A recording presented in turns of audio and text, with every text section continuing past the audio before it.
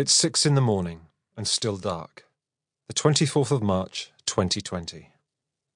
I wake early, and knowing the children will soon be up, make the sudden decision to steal half an hour's solitude in the park. From the dense latticework of trees and shrubs that clothe the wooded slope comes a constant scuttling through dead leaves, and a restless readjustment of twigs. The darkness is awake and vigilant. There's the warning tick-tick of an invisible robin from the bushes, and then the next second it appears on the path. Each individual movement of the bird, each wing flick and pivot, is brisk and definite, yet the overall impression is one of nervousness and indecision. It leaps round once more on the spot, then flits back into the darkness. From close by comes a blast of song from a wren, its harsh trill like coarse twine zipping over a flywheel. The air is cool, not cold, and smells deliciously of earth and moss. With every moment, almost visibly, more light slips into the air as the sun creeps closer to the horizon. There's a sudden disturbance from the deeper shade. A blackbird comes careering out with a mad clatter, as though a fragment of the shadow itself had been flung away from some explosive centre and taken the form of the bird that now pauses in alert rest on the great arm of the beech tree below which I'm standing, pressed quiet against the trunk. Although I can see it only in silhouette, a cutout in stiff black paper against the felty shade of the trees, it's evidently agitated. It flicks about the bough, dipping, then raising its wings, and tilting its head all the while in response to something I can't sense.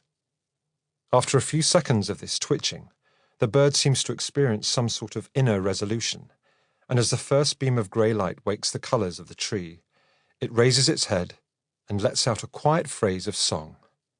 Spring has arrived.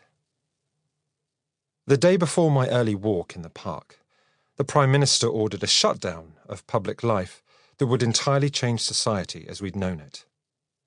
Travel was forbidden, schools closed, and playground gates were locked.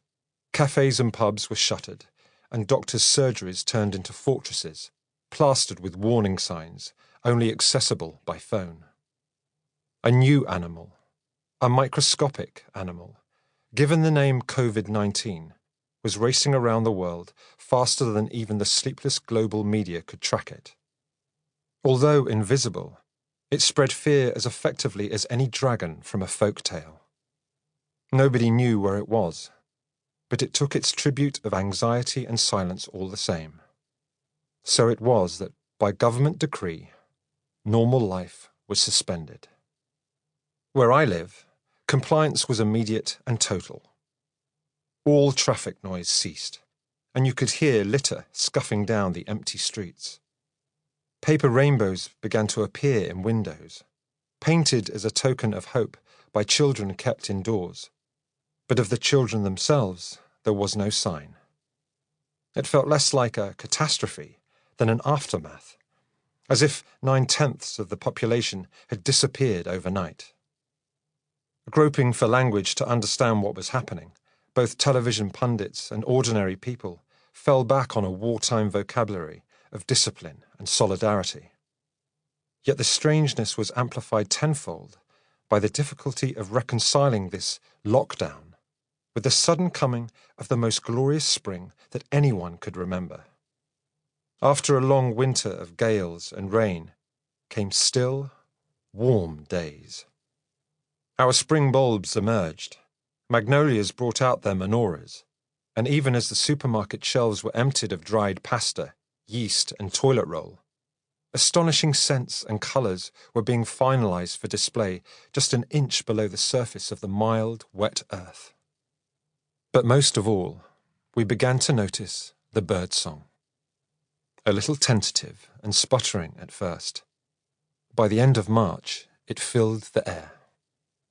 Broadcast from aerials and hedge-tops, a rising choir of chirps, trills, and warbles brought life to gardens and echoed off housefronts, shuttered shops, and bland retail silos, seeming suddenly obtrusive with no motor traffic to smother it.